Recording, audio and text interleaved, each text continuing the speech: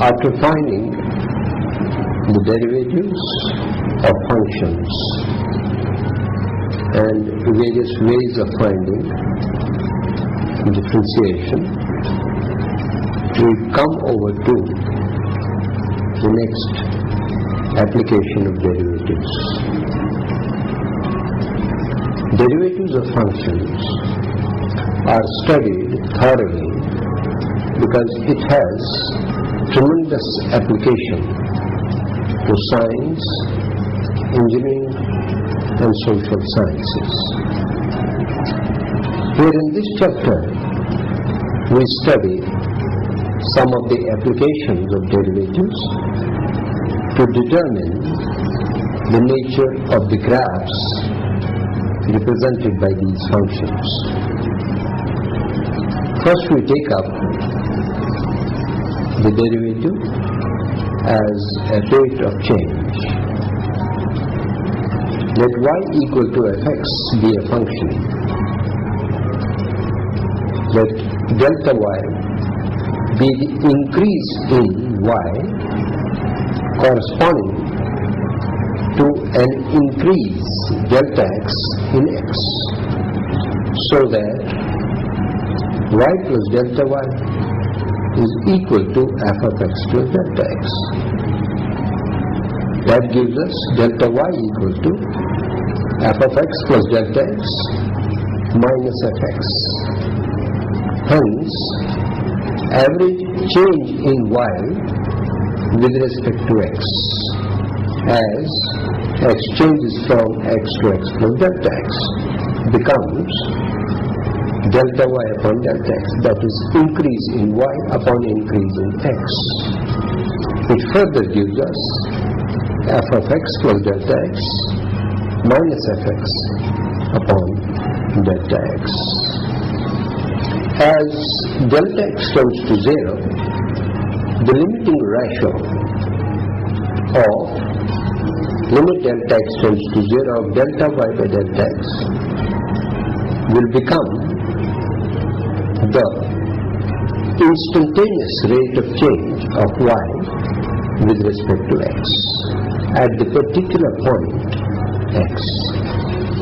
Therefore, limit delta x tends to 0, delta y by delta x, which is equal to dy by dx, which is further equal to limit delta x tends to 0, f of x plus delta x minus fx upon delta x, represents the rate of change of y with respect to x. Certain corollaries of this result are: corollary number 1, we know velocity at a time t is equal to rate of change of displacement s with respect to time t. That is, rate of change we know is d by dt, derivative of displacement with respect to time. That is d by dt of displacement, which is ds by dt. Corollary number 2 is the acceleration at time t is also equal to rate of change of velocity v with respect to time t. That is d by dt of v, which can be written as dv by dt, number 1.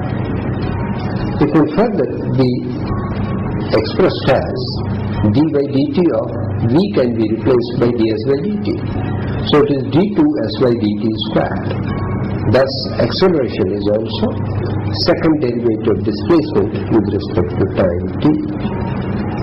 Also, the acceleration can be written as dv by dt, which can further be written as ds by dt into dv by ds, which is v dv by ds.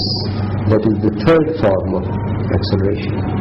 Repeat, the acceleration is dv by dt, first derivative of v, or d2s by dt square, that is second derivative of s, or v dv by ds. These are the three forms of acceleration. The second application of derivative is that derivative is representing the tangent slope. To find the geometrical interpretation of the derivative at a point, we draw the graph of y equal to fx.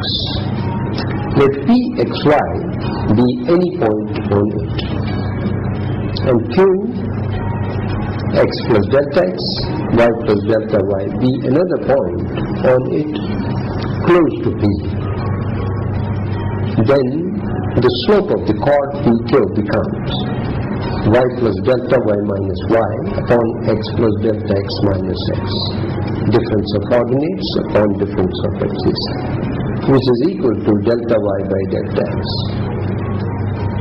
Let q come close to p along the curve so that delta x goes to 0, delta y also goes to 0. The chord pq will become the tangent to the curve at p as q tends to p. Therefore, slope of the tangent at p becomes limit delta x tends to 0 of delta y by delta x, which can be written as dy by dx.